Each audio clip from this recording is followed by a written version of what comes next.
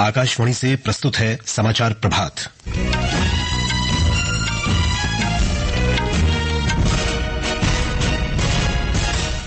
प्रधानमंत्री नरेंद्र मोदी ने gaming, animation और फिल्म निर्माण जैसे रचनात्मक क्षेत्रों में बढ़ते नए व्यवसायों पर बल दिया।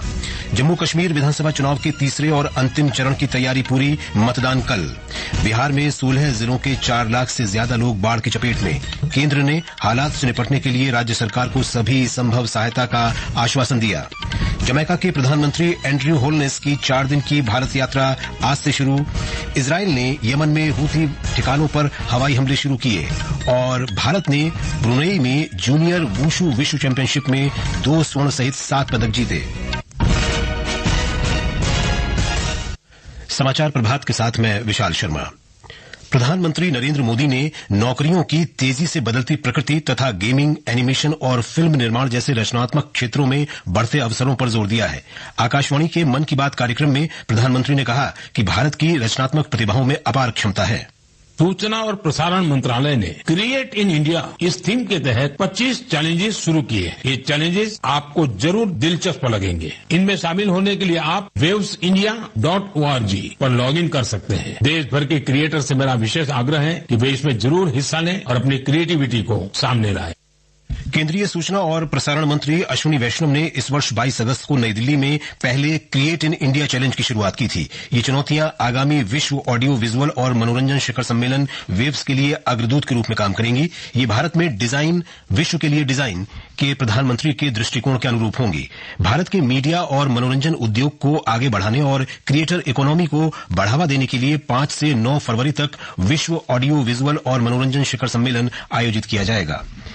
जम्मू कश्मीर में विधानसभा चुनाव के तीसरे और अंतिम चरण के मतदान के लिए सभी प्रबंध कर लिए गए हैं। प्रदेश में शांतिपूर्ण और सुचारू रूप से मतदान सुनिश्चित कराने के लिए व्यापक सुरक्षा व्यवस्था की गई है। इस चरण में कल 7 जिलों की 40 सीटों पर वोट डाले जाएंगे। इनमें से 16 सीटें कश्मीर संभाग में और 24 जम्मू संभाग में हैं। विधानसभा चुनाव के तीसरे चरण के लिए प्रचार कल शाम संपन्न हो गया। इस चरण में 415 उम्मीदवार चुनाव मैदान में हैं। मतदान सुबह 7 बजे से शाम 6 बजे तक चलेगा। इधर हरियाणा में विधानसभा की 90 सीटों के चुनाव के लिए प्रचार चरम पर है। सभी प्रमुख राजनीतिक दलों के नेता जनसभाएं कर रहे हैं। राज्य में एक ही चरण में 5 अक्टूबर को वोट डाले जाएंगे। राज्य में मतगणना जम्मू कश्मीर के साथ 8 अक्टूबर को होगी। केंद्रीय गृह मंत्री अमित शाह कल मुंबई जाएंगे। श्री शाह राज्य में आगामी विधानसभा चुनाव के मद्देनजर महायुति के सहयोगियों के बीच सीटों के बंटवारे के लिए मुंबई और कोंकण में समीक्षा बैठक करेंगे। मुंबई क्षेत्र की बैठक दादर में, जबकि कोंकण क्षेत्र की बैठक ठाणे में होने की संभावना है। सूत्रों के अनुसार लगभग 80% सीटों के बंटवारे पर गठबंधन में सहमति बन गई है। भारत सरकार का शिक्षा मंत्रालय देश के विद्यालयों की स्थिति में सुधार के लिए विश्व बैंक की सहायता से शिक्षण अध्ययन को सुदृढ़ करने और राज्यों के लिए परिणाम संबंधी स्टार्स परियोजना चला रहा है। इसके अंतर्गत भोपाल में आज से 2 दिन की राष्ट्रीय ज्ञान साझेदारी कार्यशाला आयोजित की जाएगी। हमारे संवाददाता ने बताया है कि राज्य के विद्यालय शिक्षा मंत्री उदय प्रताप सिंह और केंद्रीय शिक्षा सचिव संजय कुमार इस कार्यशाला का उद्घाटन करेंगे। राष्ट्रीय नॉलेज शेयरिंग कार्यशाला में केंद्रीय स्कूल शिक्षा सचिव और वरिष्ठ अधिकारियों के साथ मध्य प्रदेश सहित 17 प्रदेशों के शिक्षा सचिव, राज्य परियोजना संचालक और अन्य अधिकारी उपस्थित रहेंगे। कार्यशाला का उद्देश्य स्टार प्रोजेक्ट के राज्यों में नॉलेज शेयरिंग, शैक्षिक कार्यक्रमों की चुनौतियों की पहचान और राज्यों में हो रहे उत्कृष्ट कार्यों को एक दूसरे के साथ साझा कर अपनाना है। स्टार्स परियोजना फिलहाल देश के 6 राज्यों मध्य प्रदेश, उड़ीसा, राजस्थान, केरल, हिमाचल प्रदेश और महाराष्ट्र में संचालित है। कार्यशाला में राष्ट्रीय शिक्षा नीति सहित शिक्षा की बेहतरी से जुड़े तमाम विषयों पर विचार मंथन भी किया जाएगा। संजीव शर्मा, आकाशवाणी समाचार, भोपाल। कोलकाता के आरजीकर अस्पताल में जूनियर डॉक्टर के साथ दुष्कर्म और हत्या मामले में आज सुप्रीम कोर्ट में सुनवाई होगी। मुख्य न्यायाधीश डीवाई चंद्रचूड़ की अध्यक्षता वाली 3 न्यायाधीशों की पीठ इस मामले की सुनवाई कर रही है। पिछले हफ्ते न्यायाधीशों की पीठ ने पश्चिम बंगाल सरकार के अनुरोध पर 27 सितंबर को होने वाली सुनवाई स्थगित कर दी थी। ये समाचार आकाशवाणी से प्रसारित किए जा रहे हैं। खुजली झटपट दूर करे, लोशन, वही नाम वही काम, कुछ भी नहीं बदला। चर्म रोगों का दुश्मन जालिम लोशन। समाचार प्रभात में आपका फिर स्वागत है। बिहार में कोसी, गंडक, बागमती, महानंदा और कमल बलान सहित उफनती नदियां कई स्थानों पर बाढ़ का कहर बरपा रही हैं। कोसी और गंडक नदियों पर बने बांध से पानी छोड़े जाने के बाद सुपौल, सहरसा, अररिया, किशनगंज, मधुबनी, पश्चिम चंपारण, पूर्वी चंपारण और गोपालगंज के कई निचले इलाके बाढ़ से प्रभावित हैं। 16 जिलों के 4 लाख से ज्यादा लोग बाढ़ से जूझ रहे हैं। कोसी क्षेत्र में भारत नेपाल सीमा के पास बाढ़ के कारण रेल सेवाएं प्रभावित हुई हैं। नेपाल में जलग्रहण क्षेत्रों में लगातार हो रही भारी बारिश के चलते गंडक, कोसी, बागमती, महानंदा सहित कई नदियों के जलस्तर में तेजी से बढ़ोतरी हुई है। कई स्थानों पर तटबंधों के टूटने से रिहायशी इलाकों में बाढ़ का पानी फैल गया है। एनडीआरएफ और एसडीआरएफ की मदद से बाढ़ में घिरे लोगों को सुरक्षित निकालकर आश्रय स्थलों तक पहुंचाया गया है। पश्चिमी चंपारण जिले में गंडक का पानी वाल्मीकि नगर टाइगर रिजर्व में प्रवेश कर गया है। कोसी क्षेत्र में कटिहार रेल मंडल ने बाढ़ के चलते जोगबनी तक जाने वाली रेलगाड़ियों का आंशिक समापन फारबिसगंज में कर दिया है। धर्मेंद्र कुमार राय, आकाशवाणी समाचार, पटना। केंद्र सरकार ने बाढ़ से निपटने के लिए बिहार सरकार को हर संभव सहायता का आश्वासन दिया है। केंद्रीय गृह राज्य मंत्री नित्यानंद राय ने कल पटना में बिहार में बाढ़ की स्थिति की समीक्षा की। श्री राय ने कहा कि केंद्र सरकार राज्य के अधिकारियों के साथ लगातार संपर्क में है। हमारी एनडीआरएफ की टीम यहाँ हर आपदा में बिहार के लोगों को सहयोग करने के लिए तैयार रहती है। अभी 8 टीम को रिजर्व में रखा गया है और 11 टीमें अभी बाढ़ प्रभावित क्षेत्रों में भेज दी गई और 11 टीम में विभिन्न स्थानों पे है। केंद्रीय मंत्री ने कहा कि अगर जरूरत पड़ी तो वायुसेना बाढ़ पीड़ितों को एयरलिफ्ट करने और राहत सामग्री प्रदान करने में मदद करेगी। जमैका के प्रधानमंत्री डॉक्टर एंड्रयू होलनेस आज से 3 अक्टूबर तक भारत की आधिकारिक यात्रा पर रहेंगे। ये उनकी पहली भारत यात्रा है। ये जमैका के किसी भी प्रधानमंत्री की पहली द्विपक्षीय भारत यात्रा होगी। इससे पहले प्रधानमंत्री नरेंद्र मोदी और जमैका के प्रधानमंत्री कई बार बहुपक्षीय बैठकों से अलग मुलाकात कर चुके हैं। श्री होलनेस प्रधानमंत्री नरेंद्र मोदी के साथ प्रतिनिधिमंडल स्तर की वार्ता करेंगे। वे राष्ट्रपति और उपराष्ट्रपति से भेंट करेंगे। श्री होलनेस अन्य गणमान्य व्यक्तियों और व्यापार तथा उद्योग जगत के नेताओं के साथ बातचीत भी करेंगे। इस दौरान द्विपक्षीय सहयोग को बढ़ावा देने के लिए कई समझौतों पर हस्ताक्षर होने की आशा है। मध्य पूर्व संघर्ष में नया मोर्चा खोलते हुए इजराइल ने यमन में हूती ठिकानों पर हवाई हमले शुरू किए हैं। इजराइल की सेना ने इजराइल का दावा है कि बिजली संयंत्र और बंदरगाह में हूती संगठन द्वारा ईरानी हथियारों, सैन्य साजो सामान की आपूर्ति और तेल की आपूर्ति सुनिश्चित करने के लिए किया गया था। हूती द्वारा संचालित स्वास्थ्य मंत्रालय के अनुसार इन हमलों में कम से कम 4 लोगों की मौत हुई है और 29 लोग घायल हुए। बंदरगाह शहर होदेईदाह में बमबारी के बाद व्यापक तौर पर बिजली कटौती की सूचना है। ये सैन्य कार्रवाई इजराइल के प्रति हूती की आक्रामकता के विरोध के रूप में की गई है। हूती समूह ने 7 अक्टूबर को गजा युद्ध शुरू होने के बाद से इजरायली ठिकानों पर लगातार मिसाइल और ड्रोन से हमले किए हैं। हूती के अनुसार ये हमले फिलिस्तीनियों के साथ एकजुटता प्रदर्शित करने के लिए किए गए हैं। दुबई से विनोद कुमार की रिपोर्ट के साथ समाचार कक्ष से मृगनयनी पांडे। विश्व खाद्य कार्यक्रम ने इजराइल और हिजबुल्लाह के बीच मौजूदा तनाव से लेबनान में प्रभावित 10 लाख लोगों को भोजन सहायता प्रदान करने के लिए आपातकालीन अभियान शुरू किया है। इसके तहत देशभर में आश्रय स्थलों में रह रहे परिवारों को रेडी टू ईट भोजन, ब्रेड और खाद्य पार्सल वितरित किए जा रहे हैं। विदेश मंत्री डॉक्टर सुब्रमण्यम जयशंकर कल वाशिंगटन डीसी में अमेरिका के विदेश मंत्री एंटनी ब्लिंकन से मुलाकात करेंगे।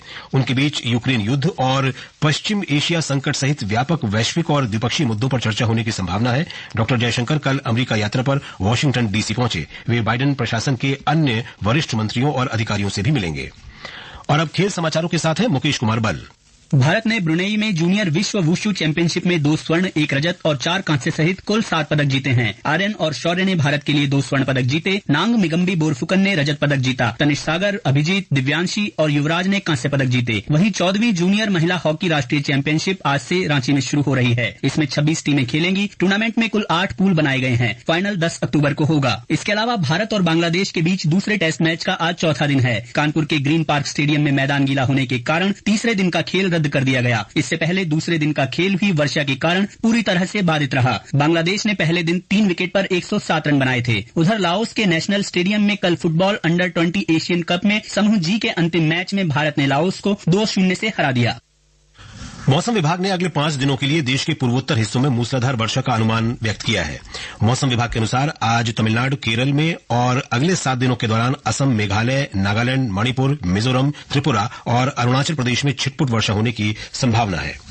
आकाशवाणी का समाचार सेवा प्रभाग के द्विभाषी साप्ताहिक कार्यक्रम पब्लिक स्पीक में आज रात 9:30 बजे बुजुर्गों का सम्मान सुनिश्चित करना विषय पर परिचर्चा प्रसारित की जाएगी।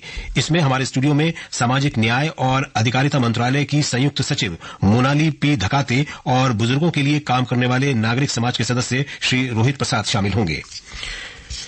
श्रोता टेलीफोन नंबर 011-2342-1050 और 011-2331-4444 पर सवाल पूछ सकते हैं। व्हाट्सएप नंबर 9289094044 पर भी सवाल भेजे जा सकते हैं। #AskAIR के साथ एक्स पर भी सवाल पोस्ट किए जा सकेंगे। विदेशी निवेशकों ने सितंबर में अब तक भारतीय शेयर बाजारों में 57,000 करोड़ रुपए से अधिक का निवेश किया है। डिपॉजिटरी के आंकड़ों के अनुसार विदेशी पोर्टफोलियो निवेशकों एफपीआई ने इक्विटी बाजारों में 57,359 करोड़ रुपए का निवेश किया, जो 9 महीनों में सर्वाधिक है। उन्होंने ऋण बाजारों में 877 करोड़ रुपए का निवेश किया, जिससे इस महीने भारतीय पूंजी बाजार में कुल शुद्ध निवेश 58,236 करोड़ रुपए हो गया। ये समाचार हमारी वेबसाइट www.newsonair.gov.in और हमारे न्यूज ऑन एआईआर ऐप पर भी उपलब्ध हैं। और अब आज के समाचार पत्रों की सुर्खियों के साथ हैं नईम अख्तर। धन्यवाद विशाल। पूर्ववर्ती सरकारों की कार्य संस्कृति को खत्म किया, प्रधानमंत्री मोदी का ये बयान जनसत्ता सहित कई अखबारों में है। महाराष्ट्र में विभिन्न परियोजनाओं के उद्घाटन और शिलान्यास के दौरान प्रधानमंत्री ने पहले की सरकारों पर शहरी क्षेत्रों के विकास के लिए योजना और दूरदृष्टि की कमी का लगाया आरोप। एक देश एक चुनाव के लिए 3 विधेयक लाने की तैयारी। दैनिक ट्रिब्यून के अनुसार देश में एक साथ चुनाव कराने की योजना को अमल में लाने के लिए केंद्र सरकार ला सकती है 3 विधेयक। आयुष्मान योजना में बुजुर्गों का नाम दर्ज करें राज्य। दैनिक जागरण ने लिखा है, केंद्रीय स्वास्थ्य मंत्रालय ने सभी राज्यों और केंद्र शासित प्रदेशों से 70 वर्ष और उससे अधिक आयु के सभी पात्र बुजुर्गों का नाम दर्ज करने की प्रक्रिया शुरू करने को कहा। 5 लाख तक का इलाज होगा फ्री। दवाओं में मिलावट करने वालों की अब खैर नहीं। हर्बल दवाओं की क्वालिटी में सुधार के लिए आयुष मंत्रालय की पहल को नव भारत टाइम्स ने दिया है। 1 हर्ब 1 स्टैंडर्ड के तहत हर्बल दवाओं के क्वालिटी पैरामीटर तय होंगे। श्रोता ही है मन की बात के असली सूत्रधार। पंजाब केसरी के अनुसार आकाशवाणी के मासिक रेडियो कार्यक्रम की 114वीं कड़ी में पीएम मोदी ने कहा कि मन की बात कार्यक्रम में साबित किया है कि देशवासियों में सकारात्मक जानकारी की कितनी भूख है। लेबनान पर इसराइल के ताजा हमले भी अखबारों की सुर्खी बने हैं। राष्ट्रीय सहारा ने लिखा है, हिजबुल्लाह का टॉप कमांडर भी ढेर। चरमपंथी संगठन ने अपने शीर्ष कमांडर अली कराकी की मौत की पुष्टि की। धन्यवाद नईम। और अब अंत में मुख्य समाचार एक बार फिर। प्रधानमंत्री नरेंद्र मोदी ने गेमिंग, एनिमेशन और फिल्म निर्माण जैसे रचनात्मक क्षेत्रों में बढ़ते नए व्यवसायों पर बल दिया। जम्मू कश्मीर विधानसभा चुनाव के तीसरे और अंतिम चरण की तैयारी पूरी, मतदान कल। बिहार में 16 जिलों के 4 लाख से ज्यादा लोग बाढ़ की चपेट में। केंद्र ने हालात से निपटने के लिए राज्य सरकार को सभी संभव सहायता का आश्वासन दिया। जमैका के प्रधानमंत्री एंड्रयू होलनेस की 4 दिन की भारत यात्रा आज से शुरू। इसराइल ने यमन में हुती ठिकानों पर हवाई हमले शुरू किए। और भारत ने ब्रुनेई में जूनियर विश्व वुशु चैंपियनशिप में 2 स्वर्ण सहित 7 पदक जीते। इसके साथ ही समाचार प्रभात का ये अंक समाप्त हुआ। नमस्कार।